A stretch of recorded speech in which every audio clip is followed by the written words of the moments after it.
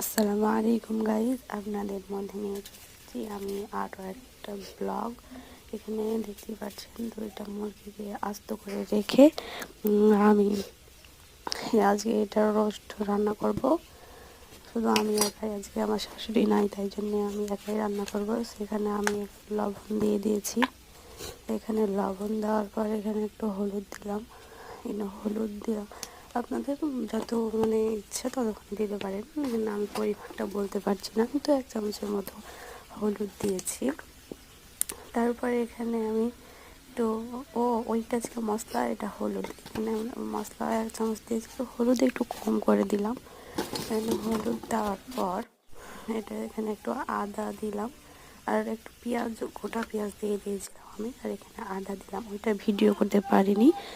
আর এখানে আমি একটু সয়াবিন তেল দিয়ে দিলাম, সাদা তেল, রান্নাতে যেটা ব্যবহার করা হয় সেই তেলটা দিয়ে এখন আমি এটাকে সুন্দর করে এখন একটা মাখিয়ে নিচ্ছি। সুন্দর করে ওর ভিতরে যাতে সব মশলাগুলো ভালোভাবে ঢুকে যায়, ওইভাবে আমি করে নিলাম।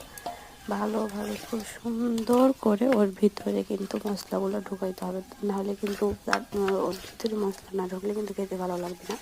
তাই জন্য আমি ওর ভিতরে সুন্দরভাবে মশলাটা ঢুকিয়ে পেঁয়াজগুলো ওর ভিতরে ভিতরের মধ্যে একটু দিয়ে দিয়েছি সুন্দরভাবে। এখানে অনেক অনেক সুন্দর করে, ভালোভাবে, আপনারা কিন্তু বুঝেন, ভালোভাবে ওটাকে আমি মেখে এখন ম্যারিনেট করতে রেখে দিয়েছি। তার মধ্যে ম্যারিনেট করার মধ্যে আগে এখানে আমি একটু ময়দার আটা দিয়ে দিলাম।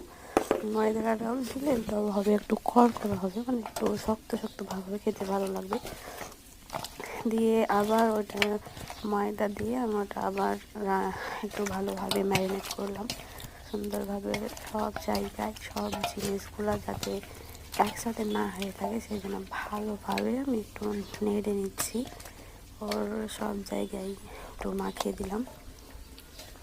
তো ভিডিওটি ভালো লাগলে আপনারা কিন্তু লাইক, কমেন্ট এবং চ্যানেলটিকে শেয়ার করে পাশে থাকবেন।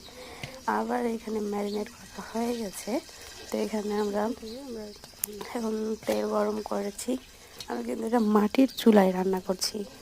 আমরা অলসো গরিব ভাই, আমাদের অত বড় লোক না, তাই জন্য মাটির চুলায় রান্না করছি। এখানে দিয়ে দিয়েছি। এবার দেখুন এটা হালকা কিন্তু হয়ে গেছে, পুরোটা কিন্তু হয়নি। আমি 1 স্পিড ভেজে আর 1 স্পিড দিয়েছি। দেখেন ক্যামেরা বন্ধ করলে আবার পুরোটাই এই দেখুন এখন পুরোটা ফাইনাল হয়ে গেছে। আর এখন আমি ভাত খেতে বসে গেছি। তো থাকেন। আসসালামু আলাইকুম। যাদের ভালো লাগলে লাইক, কমেন্ট করবেন।